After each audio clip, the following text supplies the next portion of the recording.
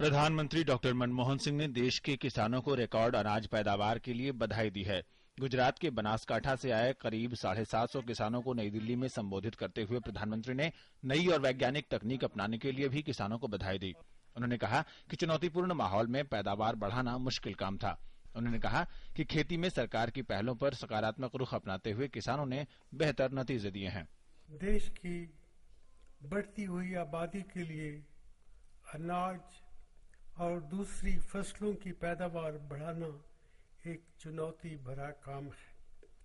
कठिन हालात के बावजूद हमारे देश के किसान भाई बहनों ने पैदावार और निर्यात की रिकॉर्ड ऊंचाइयां हासिल की हैं। आपकी मेहनत और लगन की बुनियाद पर ही हमारी संसद ने अभी हाल ही में खाद्य सुरक्षा बिल मंजूर किया है।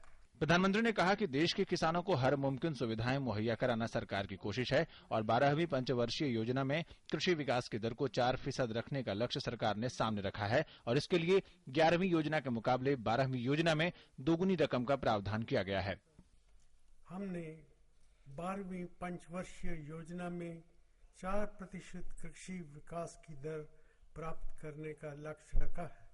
कृषि विकास की बुनियादी जिम्मेदारी तो राज्य सरकारों की है, लेकिन हम उनको पूरा सहयोग देते रहेंगे और देते रहे हैं। 12वीं पंचवर्षीय योजना में कृषि क्षेत्र के लिए 11वीं योजना के मुकाबले दुगनी राशि का प्रावधान किया गया है। हमने पक्का इरादा कर रखा है कि हम अपने किसानों को अच्छी तकनीक और अन्य सुविधाओं का लाभ उपलब्ध कराएंगे। प्रधानमंत्री ने कहा कि कृषि पैदावारों खासकर अनाजों, फलों और सब्जियों की पैदावार में पिछले 5 साल में अच्छी बढ़ोतरी हुई है। मौजूदा साल में दलहन का उत्पादन भी रिकॉर्ड 18.5 मिलियन टन हो गया है।